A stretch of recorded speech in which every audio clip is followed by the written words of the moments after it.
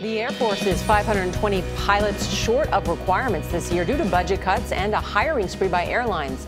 But first on CBS This Morning, we're getting a look at new technology that could one day help solve that shortfall and maybe save lives. Kris Van Cleave is at the National Air and Space Museum's Udvar Hazy Center in Virginia. Kris, good morning. Well, good morning. This museum is full of aviation's innovations over the years. This plane, this is the prototype for the military's most advanced fighter, the F-35. And as smart as this plane is, with the technology we're about to show you, even it could be getting a little smarter. Up in the air, pilot Mark Ward is used to being at the controls. But today, an experimental technology dubbed ALIAS is doing the flying. In terms of the actual operation of the craft, it's a completely different world. Click on the helicopter and change his altitude to 75 feet. ALIAS is an advanced form of autopilot that can adapt and respond to changing situations. Essentially, it's a digital co-pilot. I mean, is ALIAS going to put pilots out of work? No, it's going to transform pilots. Climbing up to 125 red alt. Igor Trapinski is the chief autonomy engineer at helicopter maker Sikorsky, the company that builds the Black Hawk helicopter.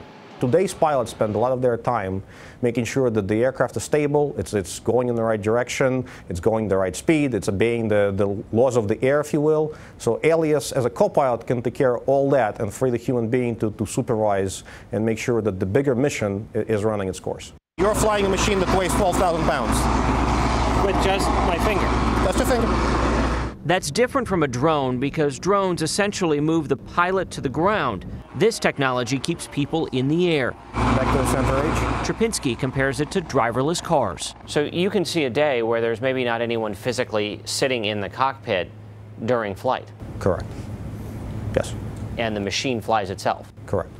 The first step is to let the pilots get used to the technology, reduce the crew, and show that we can do this safely with one pilot and get the pilot community, used to that fact.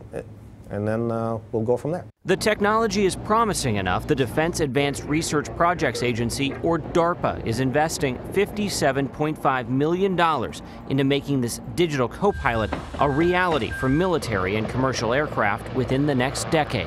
And off we go. And down the helicopter goes. Yes, it's that simple.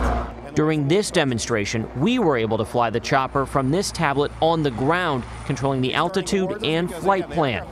Because ALIAS is being developed with the military, we are not allowed to show you everything on the handheld, but it only required a finger to move the aircraft.